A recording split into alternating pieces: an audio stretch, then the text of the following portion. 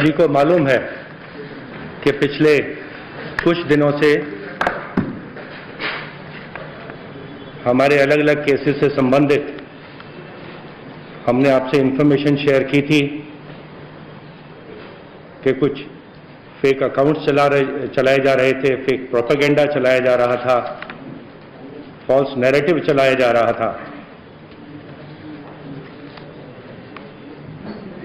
और उसी से संबंधित कहूंगा या थोड़ा हटके कहूंगा, एक नया रैकेट जो कि मुंबई पुलिस के हमारी क्राइम ब्रांच के हाथ लगा है, अनर्थ किया गया है। ये रैकेट है फॉल्स टीआरपी का। आप सभी जानते हैं टीआरपी का अर्थ टेलीविजन रेटिंग पॉइंट्स होता है। टेलीविजन की जो एडवर्टाइजिंग इंडस्ट्री है उसका एस्टिमेट 30 से 40 हजार करोड़ के बीच में लगाया जाता है। एंड एडवर्टाइजमेंट के रेट किस प्रकार से फिक्स किए जाएंगे तो टीआरपी के ऊपर निर्भर करता है, कौन से चैनल को किस हिसाब से टीआरपी का रेट, एडवर्टाइजमेंट का रेट मिलेगा। तो टीआरपी पॉइंट में अगर छोटा सा भी बदलाव होता है मैनिपुलेशन से या अदरवाइज, उसका असर हंड्रेड्स ऑफ करोड़ में पड़ता है। रेवेन्यू पे एडवर्टाइजर से जो पैसा आता है उस पर पड़ता है। कुछ लोगों को उसका फायदा होता है और कुछ लोगों को उसका नुकसान होता है। टीआरपी को मेजर करने के लिए एक बीएआरसी नाम की एक एजेंसी है, ऑर्गेनाइजेशन है, जो कि टीआरपी को मेजर करने का काम करती है।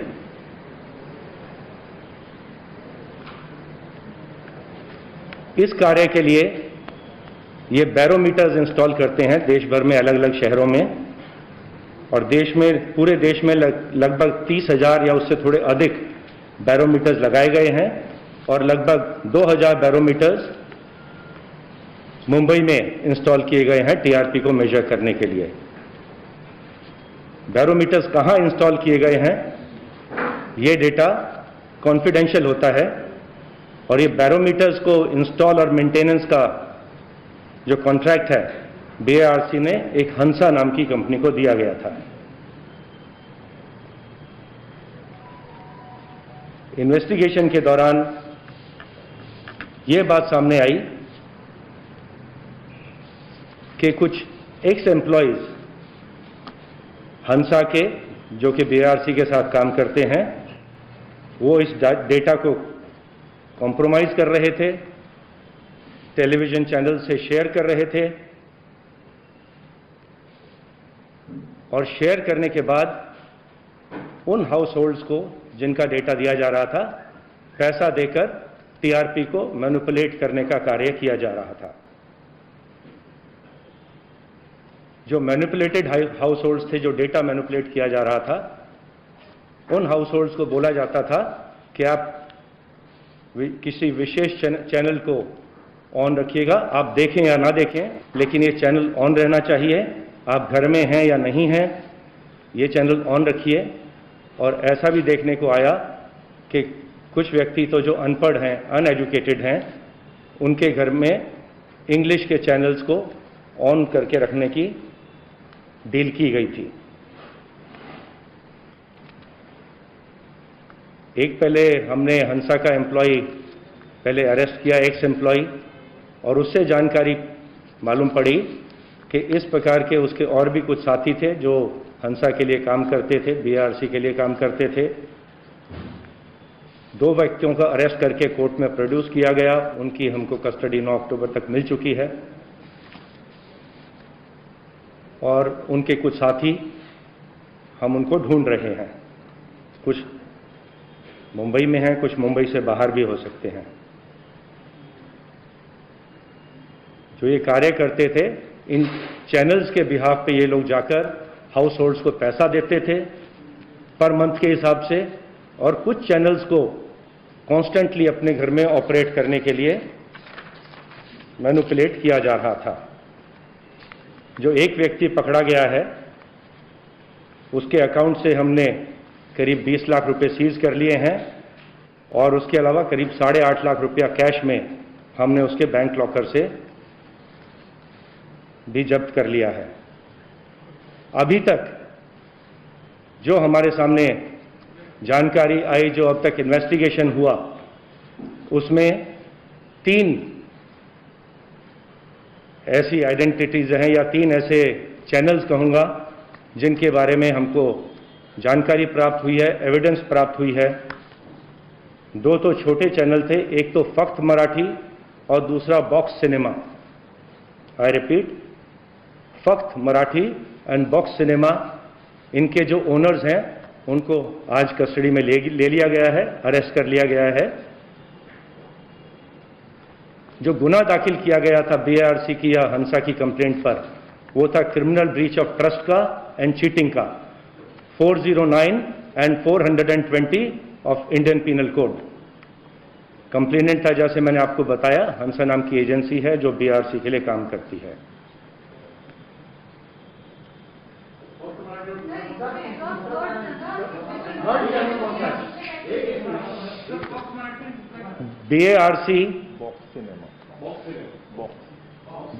बीएआरसी ने जो अपनी एनालिटिकल रिपोर्ट सबमिट की, बीएआरसी ने जो अपनी एनालिटिकल रिपोर्ट सबमिट की है, उसमें जो नाम सामने आया है वो है रिपब्लिक टेलीविजन का, जिसमें के सस्पिशन ट्रेंड्स टीआरपी के देखे गए।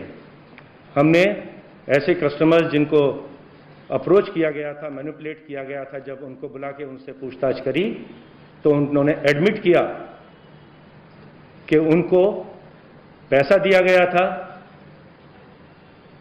ये विशेष चैनल को ऑपरेट करने के लिए। ऐसे कुछ व्यक्तियों को लाके उनके बयान नोट किए गए हैं, उन्होंने कंफर्म किया है और इसमें आगे की कार्रवाई की जा रही है। जैसे मैंने आपको बताया, 2 चैनल के ओनर्स, फक्त मराठी एंड बॉक्स सिनेमा के ओनर्स को ऑलरेडी अरेस्ट कर लिया गया है और अब हमारे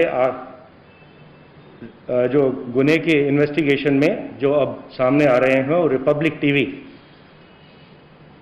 के वहाँ काम करने वाले लोग या उस कंपनी के डायरेक्टर्स या प्रोमोटर्स इन्वॉल्व होने के चांसेस हैं।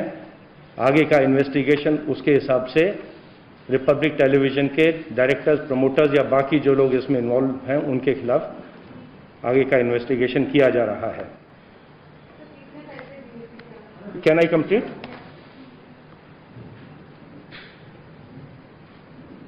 आप सभी को मालूम है कि ये जो एडवर्टाइजमेंट का गेम होता है टेलीविजन पे, ये हजारों करोड़ का गेम होता है और छोटे से मैनिपुलेशन, कुछ पॉइंट्स के मैनिपुलेशन का असर एडवर्टाइजमेंट में कई 100 करोड़ में जाकर पड़ता है।